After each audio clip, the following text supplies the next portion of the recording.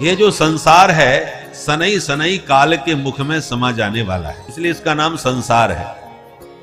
संसार शब्द का अर्थ क्या है? जो धीरे धीरे सरकता जाए उसका नाम संसार। सनई सनई सरति, सरति इति संसार। सरति माने गच्छति, धीरे धीरे जा रहा है, परिवर्तनशील है। पहले आप बच्चे थे परंतु धीरे धीरे पता नहीं चला बचपना कब सरक गया, चला गया।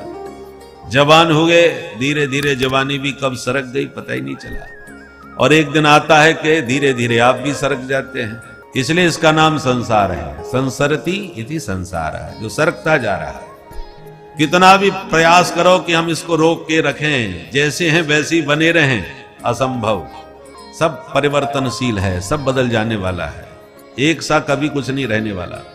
और मृत्यु के नाम से हमको बड़ा डर लगता है, और इसका नाम है मृत्युलोक। जो पैदा हुआ है जातस्य है ध्रुवम मृत्यु, जो पैदा हुआ है उसकी मृत्यु ध्रुव है, माने अटल है, सुनिश्चित है, बदल नहीं सकता उसे कुछ, कितना भी प्रयास कर। बोलो राधे राधे।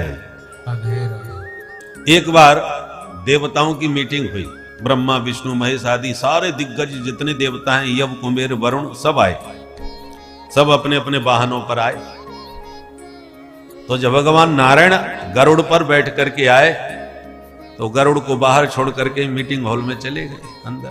तो गरुड़ ने जब देखा तो उनकी दृष्टि एक कबूतर पर पड़ी जो थर थर कांप रहा था डर से। तो चूंकि पक्षियों के राजा हैं महाराज गरुड़, तो उन्होंने कहा, कबूतर से पूछा, भाई ऐसे तुम क्यों कांप रहे हो, क्या बात है, किससे डर है तुम्हें? कबूतर ने कहा, महाराज अभी अभी यमराज आए थे, वो भी अंदर गए हैं। तो यमराज ने जब मेरी तरफ देखा, वो मृत्यु के देवता हैं, तो मुझे देख करके हंस पड़े और हंस करके भीतर गए।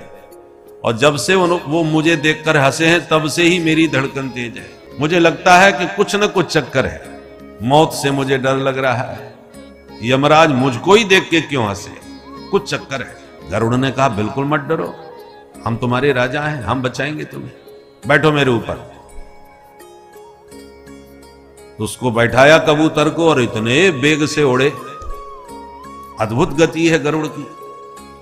और हजारों किलोमीटर दूर एक वृक्ष का एक छोटा सा घोंसला था, बिल, जैसे वृक्ष के भीतर भी बन जाते ना शाखाओं के भीतर, तो उस बिल में उसको बैठा करके बोले, चिंता मत करो, मैं जाके उनसे बात करूंगा, अभी जब आएंगे बाहर मीटिंग के बाहर तब पूछूंगा वो क्यों हंसे थे, तुम डरना बिल्कुल मत, यहां एकदम सुरक्षित हो।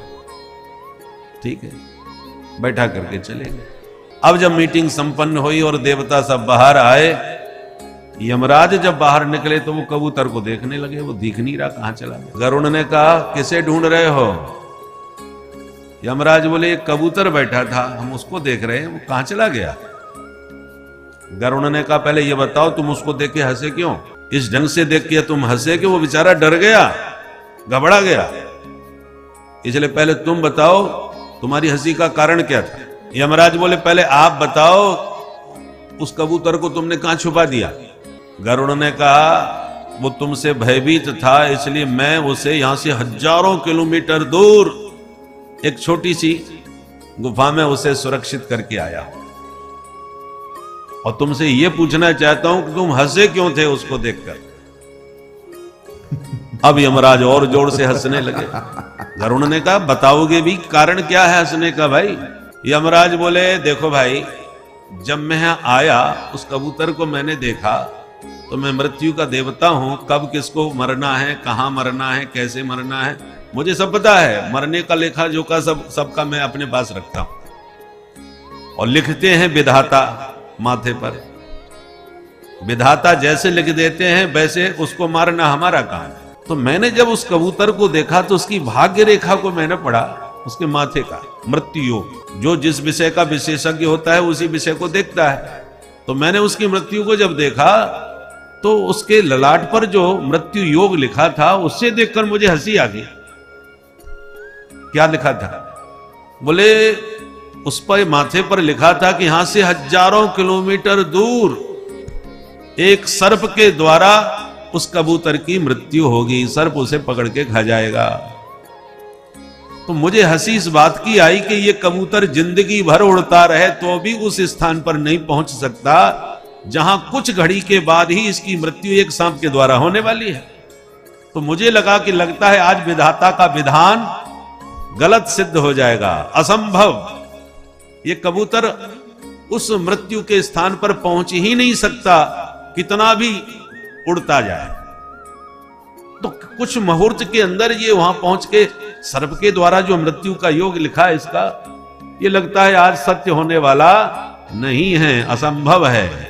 इसलिए मुझे हंसी आ गई कि आज विधाता का विधान गलत सिद्ध हो जाएगा, जबकि ऐसा आज तक हुआ नहीं। विधाता का विधान अटल होता है।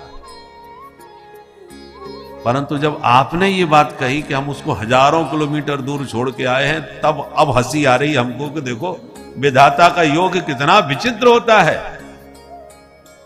अब गरुड़ घबराए, तुरंत दौड़ के गए कबूतर को देखने। तो वहां जाके क्या देखा, जिसको वो छोटी सी गुफा समझाते हैं वो सांप मुंह फाड़ के बैठा था। इस ढंग से वो लिपटा हुआ बैठा था मुंह फाड़ करके कि गरुड़ जी को जल्दी में समझ में नहीं आया और उसी के मुंह में छोड़ के आए थे। आश्चर्यचकित रह गए गरुड़, और यमराज भी अचंभित होकर के रह गए कि विधाता का विधान कितना विचित्र है, और उस विधान में मेरी हंसी भी कारण बन गई। कदाचित उसे देख के मैं ना हंसा होता तो ना वो डरता और ना आप उसे वहां पर छोड़ के आते। तो विधि का विधान कितना विचित्र है। जैसी जस भवितव्यता तैसी मिले सहाय, आप न आवे ताहे पाए ताए तहां ले जाए।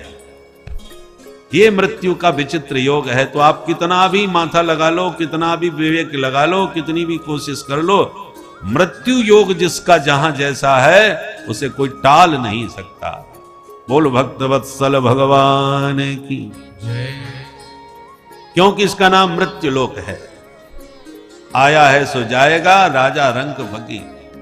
और इसी मृत्यु के भय को मिटाने के लिए, मृत्यु का डर समाप्त करने के लिए श्रीमद् भागवतम शास्त्रम कलौ कीरेण भाषितम।